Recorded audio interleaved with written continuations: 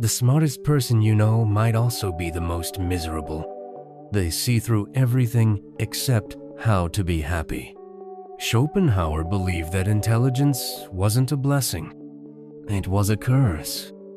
Not just for the individual, but for life itself. Here's the thing.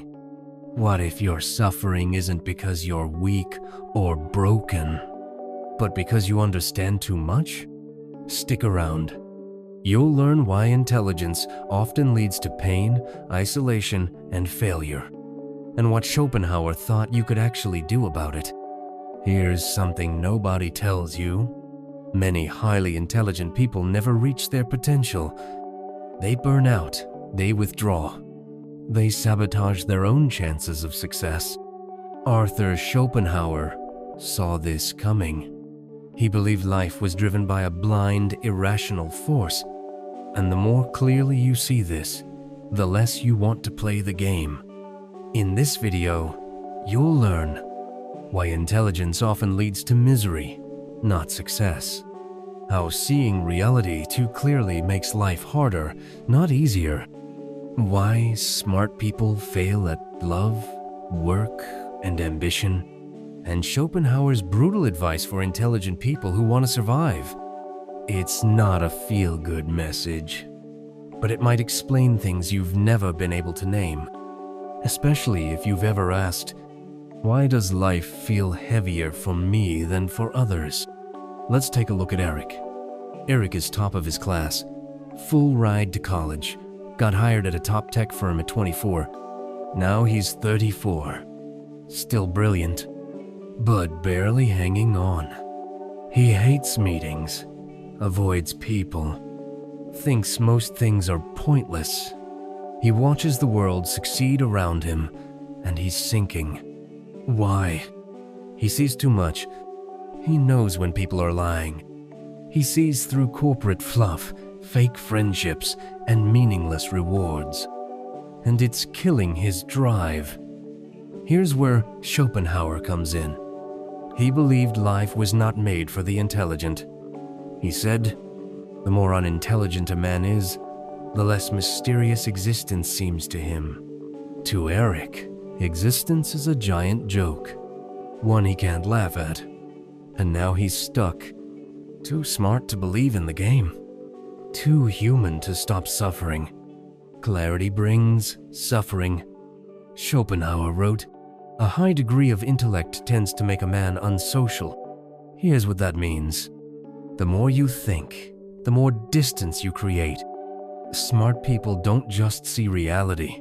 They overanalyze it. They lose the comfort of simple pleasures. You stop enjoying small talk when you know how fake it is.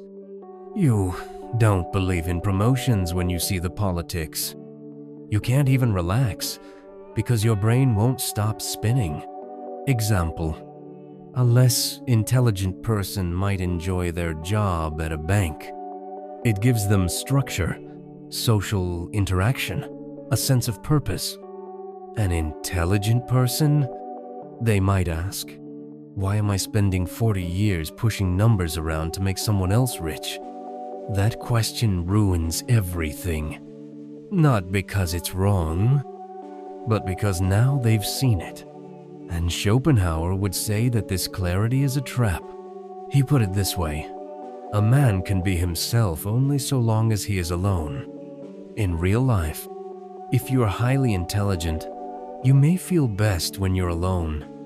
But society punishes solitude, so you hide who you are, or suffer for showing it. So, the more you see, the more it hurts. And once you see it, you can't unsee it. The world doesn't reward depth. Schopenhauer didn't think intelligence would make you successful. He thought it would cost you success. Why? Because deep thinkers don't fit into shallow systems. He wrote, talent hits a target no one else can hit. Genius hits a target no one else can see. And society doesn't reward what it can't see. That's why artists, inventors, and visionaries often die broke. It's not because they weren't good. It's because they didn't play the game. For example, you write something honest, powerful, and original. It gets ignored. Someone else posts a catchy line and it goes viral. Schopenhauer saw this coming. He believed society wasn't built for truth. It was built for comfort. The ordinary man places his life's happiness in things external to him. So if you're not chasing status, fame, or money, you look weird, even if you're right. In real life, you might feel like your work is invisible. Your ideas go unnoticed. And you wonder, am I the crazy one? Schopenhauer would say, no, you're just not built for this world. The deeper your vision, the harder it is for the world to see you. But here's the thing. Schopenhauer didn't just diagnose the problem. He had brutal advice for people like Eric. Like you. People who see too much and feel too deeply. Love is a trap for the intelligent. Let's talk about love. It sounds nice, right? But for intelligent people, it rarely works the way it's supposed to. Schopenhauer didn't romanticize love. He saw it as nature's trick. Love is of all illusions, the one which has the greatest power to deceive. Here's what that means. Love isn't about happiness. It's about survival. Your biology wants you to reproduce and not reflect. And if you think too much, love starts to feel fake. Ever been in a relationship where you noticed every contradiction? You couldn't just go with the flow? That's the problem. Smart people analyze. They can't stop picking things apart. That kills the illusion. You might be wondering, is that really so bad? Not in itself. But it makes relationships harder to start and even harder to keep. To marry is to have one's rights and double one's duties. Harsh, right? But you've felt it. The tension between freedom and connection. Between clarity and comfort. Let's say we have two people who fall in love. One sees it as magic. The other sees it as hormones, timing, and mutual convenience. Guess which one ruins it? Schopenhauer saw love as a biological mechanism we dress up with poetry. But if you see the machine behind the curtain, it stops being beautiful. The intelligent often fail at love not because they feel too little, but because they see too much. Isolation is the default for the wise. Now this next part might hurt a little. A man of intellect is lost if he does not add strength of character to it. In other words, being smart isn't enough. You also need toughness. Because once you start to see life clearly, it gets lonely fast. Schopenhauer believed that most people live in distraction and illusion, but the wise can't. And that pushes them to the margins. The wise have always said the same things, and fools, who are the majority, have always done just the opposite.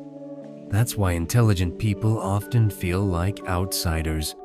They see everyone chasing things that don't matter. They try to say something. Nobody listens. So they go silent. Think of the smartest person you know.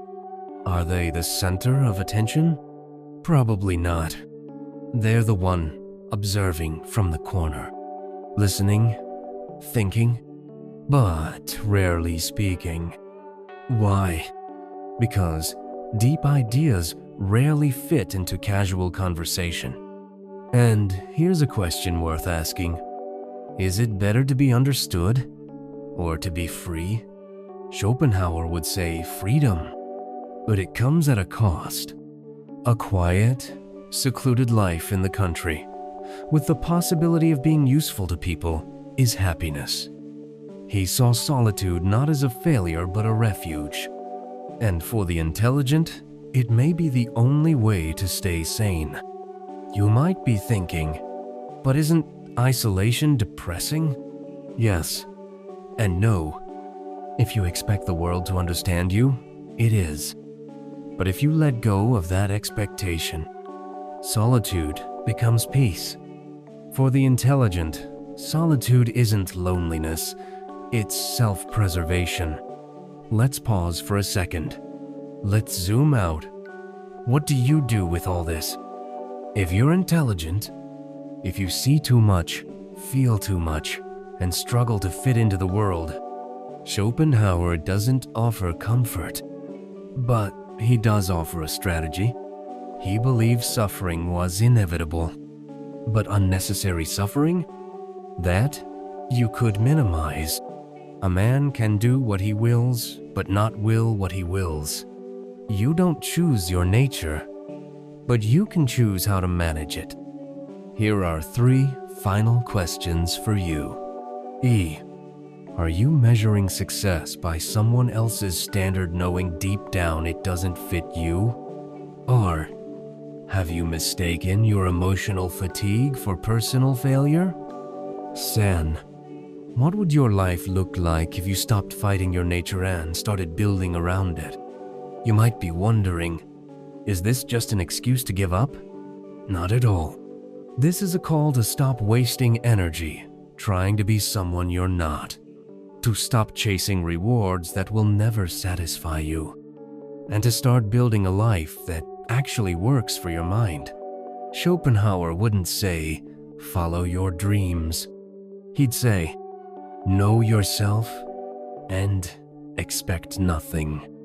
In the final part of this video, we'll look at Schopenhauer's survival guide, how to live as a misfit in a world that rewards conformity, including the strange comfort of pessimism, why nothing matters might be the most freeing idea of all, and what Schopenhauer believed about happiness and how little you actually need. Because maybe success isn't what you thought. Maybe seeing clearly is painful, but it's also the beginning of real freedom. Here's the truth. Knowing all this doesn't make life easier. In fact, it might make it harder. You see the game. You know the rules are fake, but the world still expects you to play. And that's the challenge. How do you live in a world you no longer believe in? You might feel stuck between 2 options. Give in. Force yourself to fit in, fake it, and burn out. Opt out, isolate yourself, stay bitter, and disappear. Neither feels right. So what does Schopenhauer say? The person who writes for fools is always sure of a large audience. He knew the world rewarded surface over substance. But he didn't say to give up. He said, work with reality, quietly, privately, for yourself. Let's take a look at some major objections. But I still want to succeed. Then define success for you, not for society. Schopenhauer said, a man's happiness depends less on what he has than on what he is. What if I feel alone all the time? You're not broken. The price of seeing clearly is often distance. But you're not the only one walking that path. Isn't this just negativity dressed up as wisdom? It's not negativity, it's clarity. Life has pain. Denying that doesn't make it go away. Facing it gives you power. How do I stop overthinking everything? You probably won't. But you can stop expecting the world to understand you. That alone is a huge weight off. But I don't want to be unhappy forever. You won't be. You just need a new definition of peace. Before and after moment. Before, you feel broken for not fitting in. You try harder to be normal. You think success will fix the emptiness. After, you stop fighting your nature. You stop chasing applause. You create a life that fits your mind, quiet, meaningful, honest. One action you can take today. Build your own rhythm. Just one small habit that honors how your brain works. Maybe it's a quiet morning walk. Maybe it's journaling at night instead of doom scrolling. Maybe it's turning down a fake invitation. Start with that. Schopenhauer said, "Compassion is the basis of morality." That includes compassion for yourself, for being different, for needing space, for seeing more. Let's recap. E. Intelligence doesn't guarantee success because the world isn't built for clarity. R. Seeing reality clearly brings pain, but also freedom. San. Love, success, and happiness look different when you stop playing the default game. Su. Schopenhauer offers not comfort, but a kind of calm way to stop blaming yourself. And here's where we'll leave it. A sense of humor is the only divine quality of man. If you can't change the world, at least smile at the absurdity of it. It won't fix everything, but it might keep you going. What's next? So, now what? How would your life change if you stopped chasing what everyone else wants? How would it feel to stop apologizing for being the way you are? Tell me in the comments. Which one of Schopenhauer's ideas hit hardest for you and why? And if this video made you feel a little more seen, a little more clear, then stick around. In the next one, we're looking at why meaning might be overrated through the brutal lens of Nietzsche. It's going to get dark, but honest. If that sounds like your kind of thing, hit like, subscribe, and turn on the bell so you don't miss it. Thanks for watching.